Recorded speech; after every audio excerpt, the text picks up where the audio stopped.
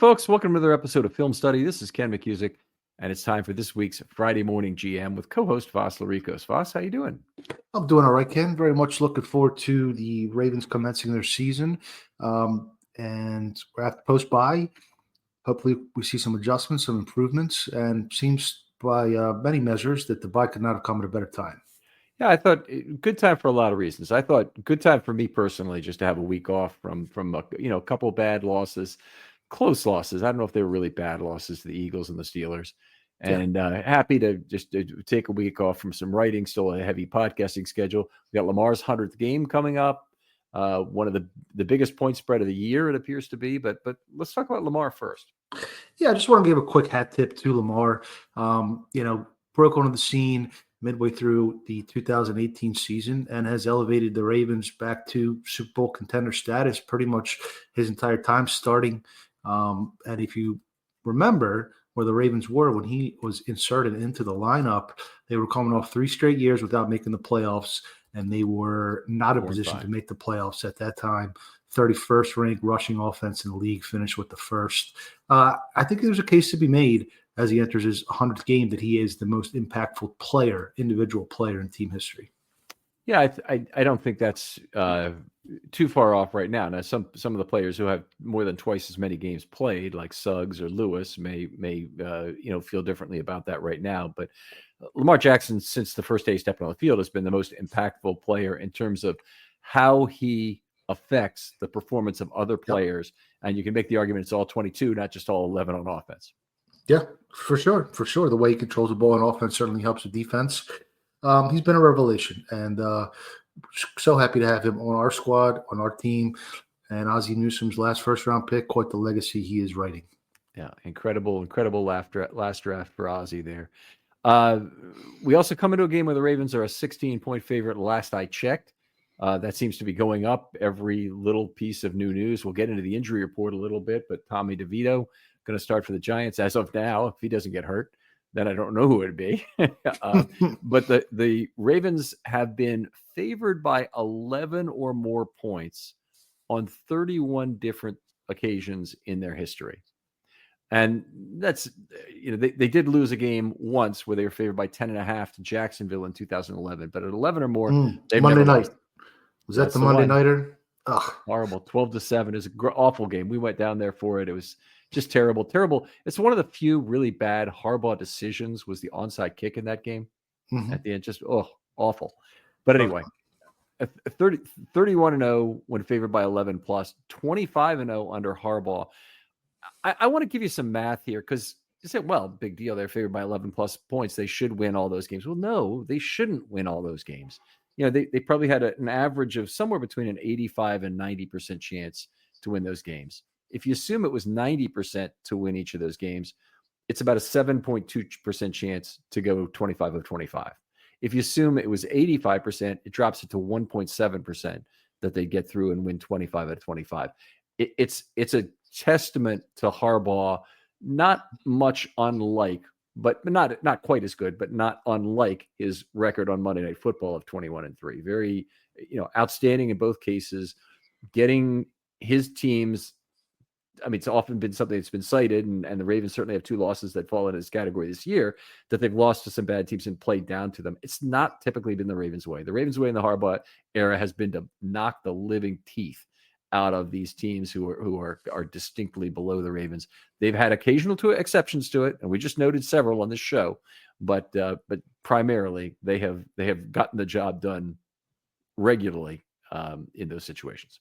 No question about it. Certainly, I think some of it is due to the play style that Harbaugh prefers as far as play defense and run the ball, is his Michigan roots, and that reduces variance. So if you're a big favorite, without the variance of high-octane passing offense that can turn the ball over in the air, you're probably going to be a little bit better. But I think really you have to, and there's certainly reasons to critique Harbaugh and to take away and be disgruntled at certain things. But you cannot, certainly not knock his record, season openers and coming off the bye. He has his teams prepared, no question about it. Yeah, 13-3 coming off the bye. We didn't mention that record, but that's during the Harbaugh era, so that's also very good, obviously. Let's give a brief update on Deontay Johnson. Suspended by a game, was not practicing this week. He's not mentioned on the injury reports. I thought that would be good to have NIR suspended on the injury reports, but I don't think they want to underscore it, which is probably a good thing, or maybe it's just the way the NFL wants it reported. Sure. I think this isn't necessarily an open up a roster spot type of suspension. This is an in-house suspension. So maybe that's why it's not listed.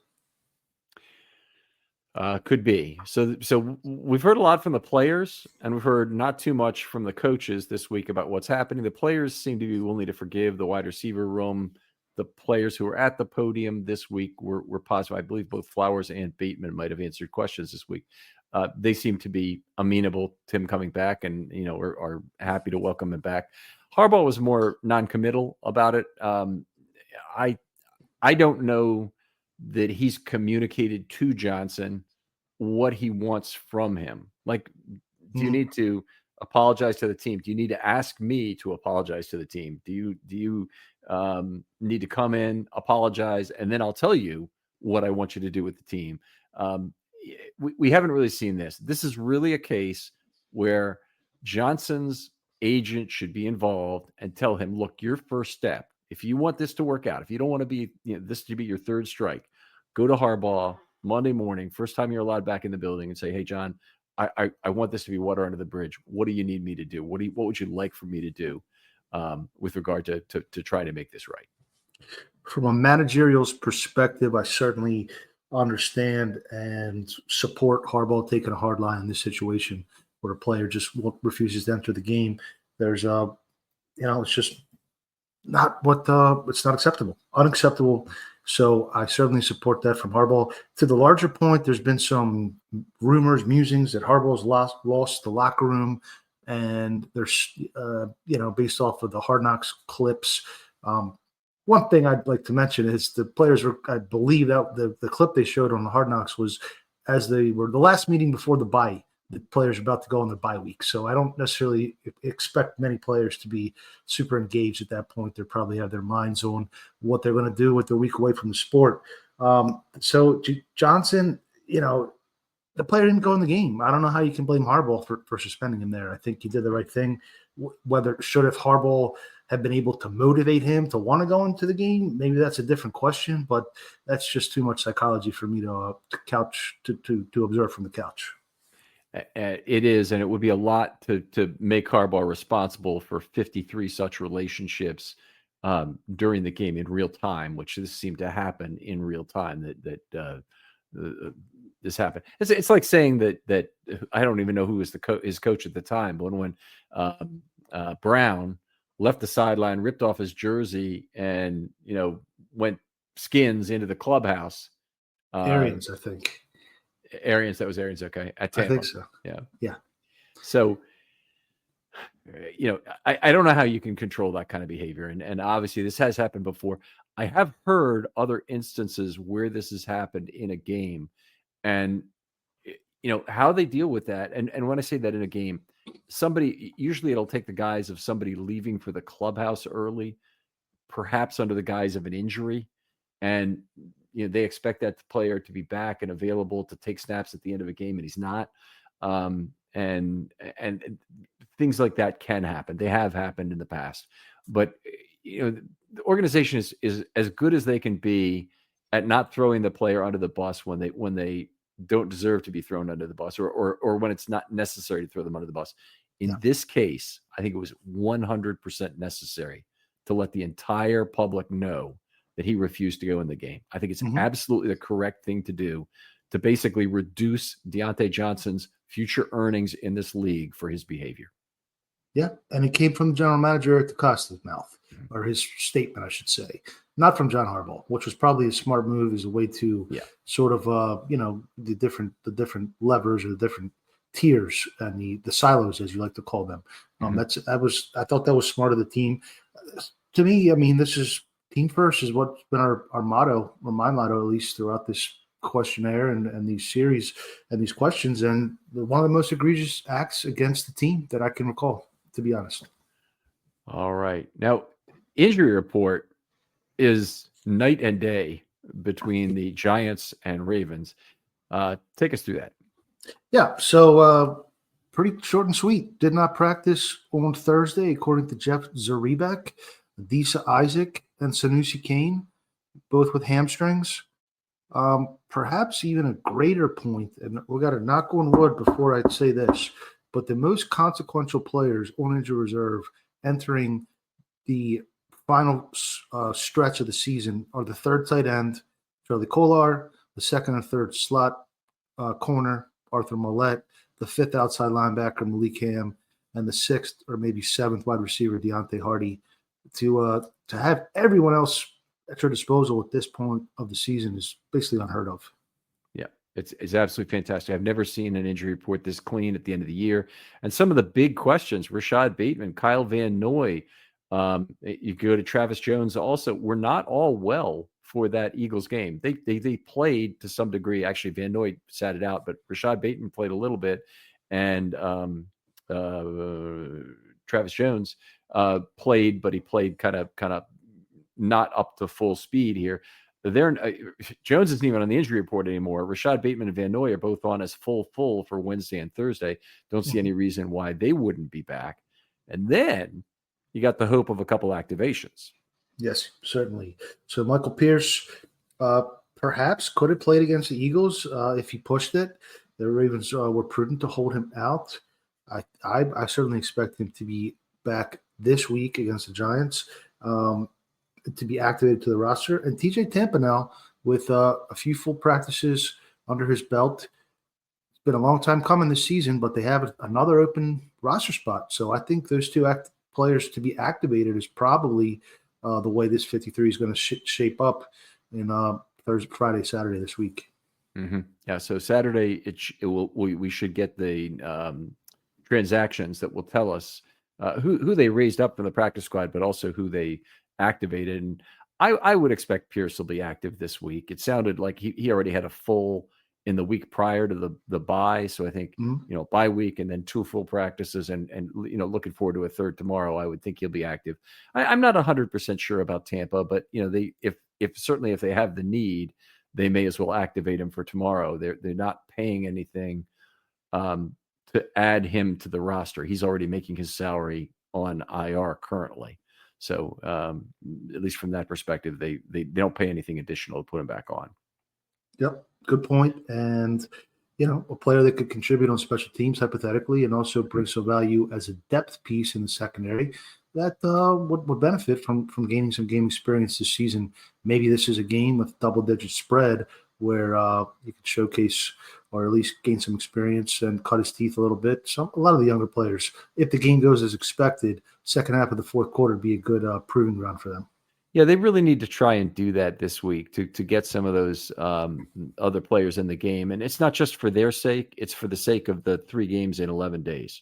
Mm-hmm. This is a very hard nut of the season. They'll be playing again on limited rest or 1 day less rest against the Steelers on Saturday, and then they'll be playing again the following Wednesday. So Christmas, yep. Yeah, nightmarish kind of a set of games. Let's see, what else do we have to talk about here?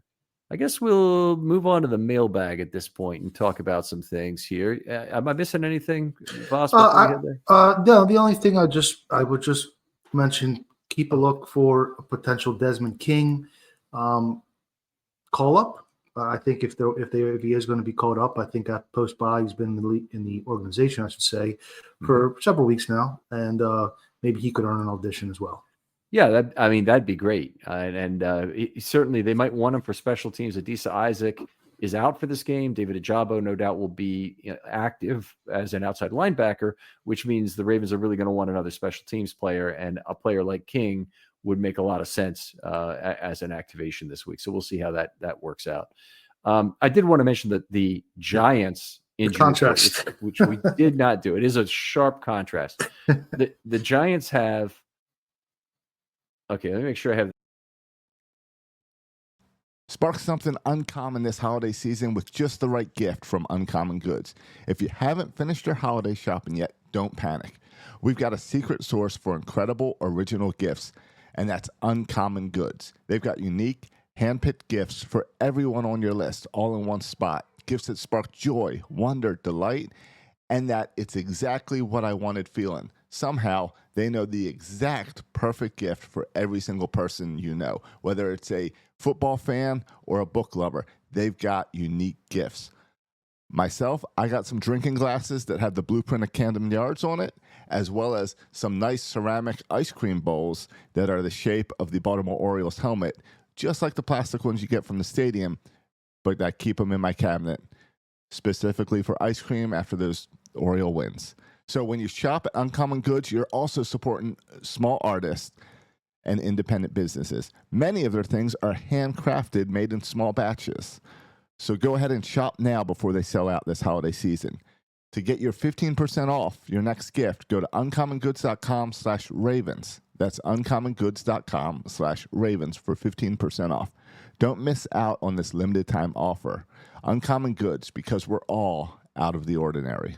That's right. 11 players. Nope, make it 12. 1, 2, 3, 4, 5, 6, 7, 8, 9, 10, 11. Yeah, 12 players. That's who were limited Wednesday. On Thursday, one of them returned to full. So they still have 11 limited.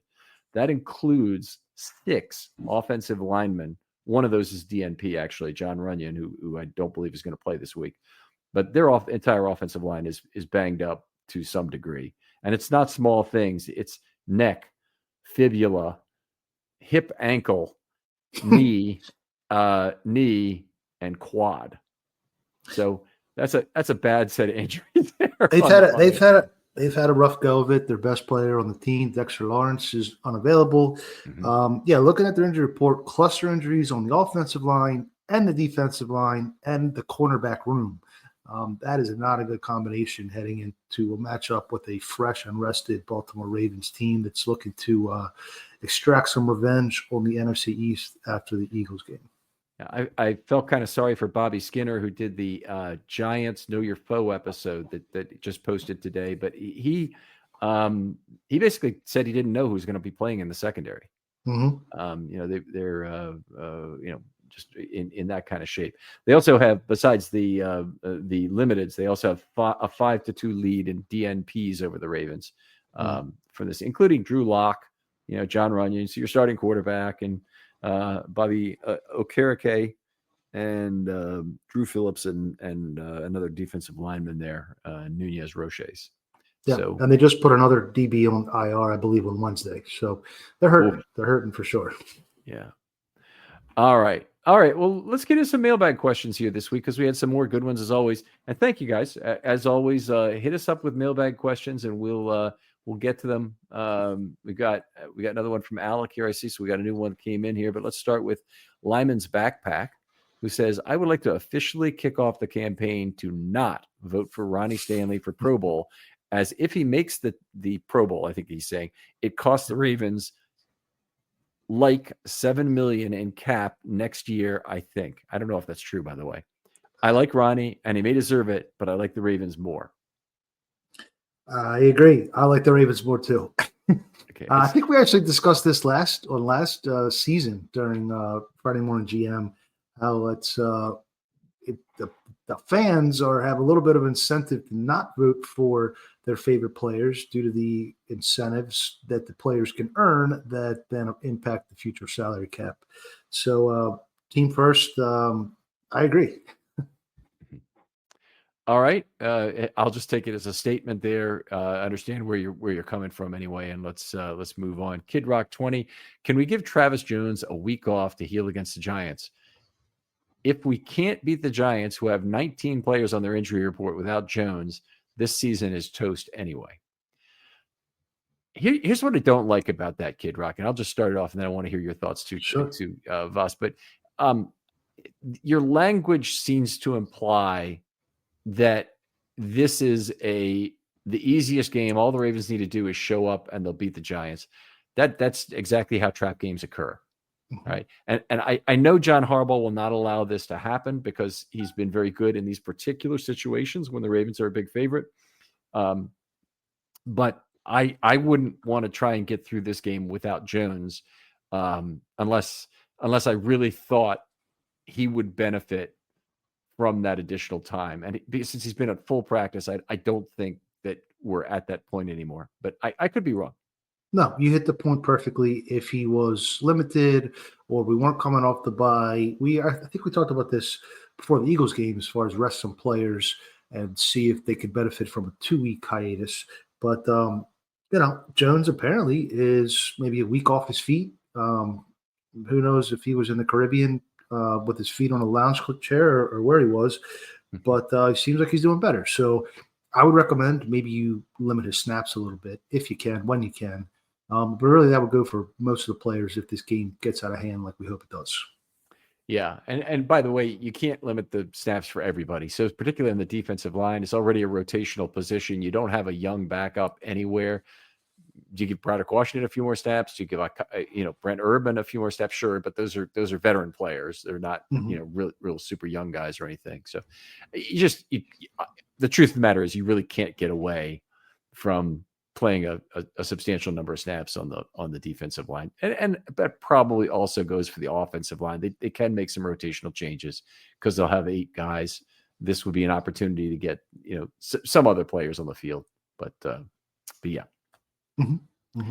Sure. All right, let's move on. Aaron St. Miller or Sant Miller, maybe on Over the Cap, cutting Williams with a post June 1 designation looks to save $12 million in 2025, more than the $5.3 million with a pre-June 1 designation. Now, that's the number. I always quote the pre-June 1 designation because that's the normal one that's used. But in fact, it is true. You can push a little bit more money to 2025 if you use that post-June 1 designation. And he continues with any reason why you don't think they would use the post-June 1st designation. Spreading the hit over 2 years seems appealing with 2025 cap situation. It's just a different way to cut the pie. Do you want to pay it in 1 year? You want to pay it over 2 years, or would you rather restructure somebody and push some of his money forward? You got to pay the money. The money is the dead money stays dead. Doesn't matter whether you pay it in 25, 26, 27, 28. You can use void years. You can do restructures. You can do backloaded deals. But the guaranteed money and the dead money is always going to be the dead money. So, they have the people in the staff. DeCosta staff who know how to manipulate these numbers to make every season competitive, and I'm sure they'll find a way, whether it's post June 1 or another lever to pull. So it's all about retaining the optionality for cuts in the future that goes with this. So if you do extend a player, you may actually extend the period where you can't really cut him efficiently. So they might not want to do this. Effectively, we're talking to a lesser degree a point in which Williams can't be cut efficiently. So he's got a fair amount of money still on the books next year, and some of that can be spread over 2 years. That's a little bit better way to do it, or it could be a little bit better way to do it if that's what the Ravens are really trying to do. But you're right in the money, Voss, is that it's you got to pay the same amount over 2 years either way. I'd rather pay it up front, and then it gives you a little bit more flexibility to decide who you want to restructure or who, depending on how the first few months of the new league year progress. You can always create money. It's just what's the safest way to create money is really the key question. Yeah, that's a good point. I'm not even sure that they have to decide that until fairly late. So it may be almost to the time of the season that they can make their post June 1 designations, but you're allowed, I think, to do it retroactively. So there's one cut you can make and then count it as a post June 1. So it's a courtesy to the players. It's a courtesy to the players instead of holding them until June, holding them hostage when you're going to release them. You allow them to latch in with another team, which is doing right by the player. Okay. All right, we got one more question. Actually, we got a couple more questions here, but the next one is from Soldier of God. I don't know if this guy's account name was always Soldier of God, but that's okay. Hi, can you please address the sticky topic that is the future of our Hall of Fame kicker, Justin Tucker? Do you know as anyone, Tucker and special teams have been an anchor pulling this team down this year. If JT9 is losing the battle to Father Time, we can't keep him just on sentiment. It's certainly a sticky topic. And there was some rumors circulating that I am not interested in sharing about Justin this year. But, can you pick up the Chiefs kicker when Butker returns that just knocked through that 50-yarder to win? Maybe. I really do think that you play out this year with Tucker, see where you are, and then reassess the situation at the end of the year. That's where I am as well. I think you got to try and fix this in house right now. I do think the Ravens will adjust their strategy, and we've talked a little bit about that, I believe, Mhm. if not on this show, certainly on other shows. But third and fourth down, sure, go ahead and change that right now. Going on 4th and 10 at the 35-yard line, no problem. Go ahead and do Mhm. that if you want to. But I do think that it's probably premature to cut Tucker for the combination of the chance that he could recover and be very good again. Mhm. The risk that it's another element of the operation, which I'm going to downplay that now because I don't really think that's what it is. But then also you have a cap situation, which makes it Yes. difficult to cut Justin Tucker. So between the combination of those things, I think you stay with him and you hope it works out. And if the Ravens at some point in the playoffs want to bring in another kicker, compete, and then activate him for games, they're not precluded from doing that. It'll just cost them a little bit of money to add that player. I agree. And I think the key point there is if you can turn it around and you don't have to eat that dead money, that's really the ideal situation. So you have to sometimes hope for the best. Maybe he was able to regroup during this bye week and we'll see a little bit more consistency. Does your, just out of curiosity, while we're on the topic, would you be a little bit more aggressive as far as going for 2 as well, considering he's missed 2 extra pointers this year? Yes. Okay. And it's not just a matter of that. It's a matter of the Ravens have been good in 2-point conversions Yeah. over the last couple of years. I think they had a streak of 5 in a row and they might have missed their last 2, but it's still, that's good enough for me to want to go for more 2-pointers. There are a lot of situations that come up in a game where going for 2 is appropriate Mhm. and teams typically don't do it anyway. And one of the big one is, of course, late in the game, you score to cut the lead to 8, and then you should go for 2 to cut it to 6. And almost always, well, not almost always in the past, they used to kick in that situation.